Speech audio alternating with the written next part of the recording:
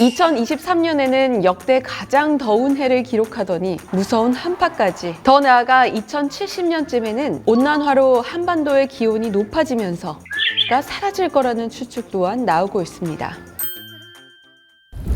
여러분, 물을 뿌리자마자 바로 얼어버리는 영상 혹시 보셨나요? 최근 들어 북미를 포함한 곳곳의 추운 나라에서 볼 수 있다는 희귀한 현상인데요. 이렇게 한파가 단번에 물이며 계란 모든 것을 얼리는 인증 영상들이 확산되고 있죠. 저는 영상을 보면서 신기하기도 하고 실화인가? 생각했었는데요. 우리나라에서도 이런 광경을 보는 일이 먼 미래의 일이 아니라면 어떨까요? 북미는 지금 체감온도 영하 56도가 넘는 그야말로 미친 추위. 사실 어느 정도인지 가늠이 안 되는 기온인데요. 재난 영화에서 보던 일들이 현실로 일어난 상황입니다. 2023년에는 역대 가장 더운 해를 기록하더니 무서운 한파까지. 이상기후는 매년 해를 거듭할수록 또렷하게 나타나고 있는 현상인데요.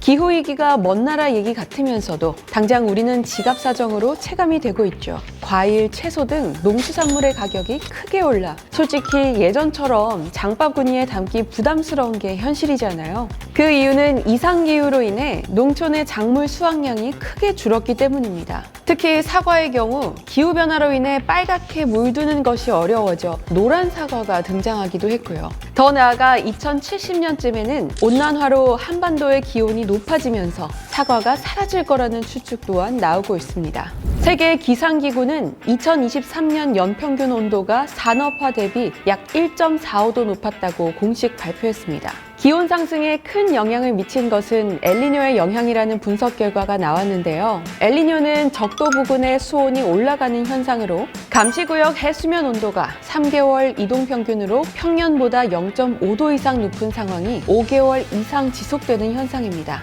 다들 기억나시죠? 작년 여름 재난 수준의 무더위 뿐만 아니라 지난해를 돌아보면 이상기후로 인한 재해가 유독 많았습니다. 하와이의 마우이 섬의 화재, 리비아의 대홍수, 그리스의 산불 등 안타깝게도 대형 피해를 남긴 세계적 재난 상황들이 계속됐죠. 그 외에도 엘니뇨의 영향으로 아프리카의 100마리 넘는 코끼리가 떼죽음을 당하고 남극의 황제 펭귄 새끼 약 1만 마리가 집단 폐사하는 등 기후위기는 생태계에 막대한 영향을 미치고 있습니다. 문제는 올해는 작년보다 더 뜨거울 것이라는 전망인데요. 이미 위협을 느끼고 있는 동식물과 인류 생존 문제, 나아가 기후위기는 경제와도 직면한 문제이니만큼 우리는 더 관심을 가져야 하는데요. 작년 세계 경제인들이 모인 다보스 포럼에서 행한 투표에서 이런 결과가 나왔습니다. 10년 이내 글로벌 경제 리스크로 꼽은 것이 기후변화 완화 실패, 기후변화 적응 실패, 자연재해, 기상이변 등 모두 기후변화와 관련된 내용이었죠. 네, 세계 경제인들이 지금 가장 주목하고 있는 리스크는 바로 기후변화였습니다.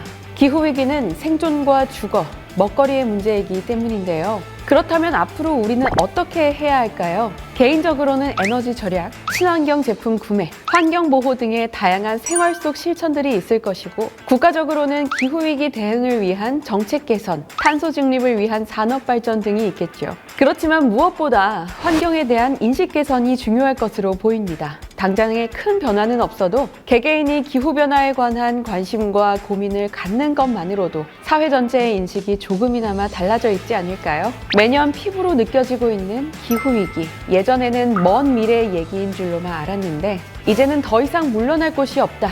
우리의 삶의 터전을 지켜나가기 위해 지금 당장 뭘 해야 할지 생각해보며 지금까지 어쩌다 경제 전아림이었습니다.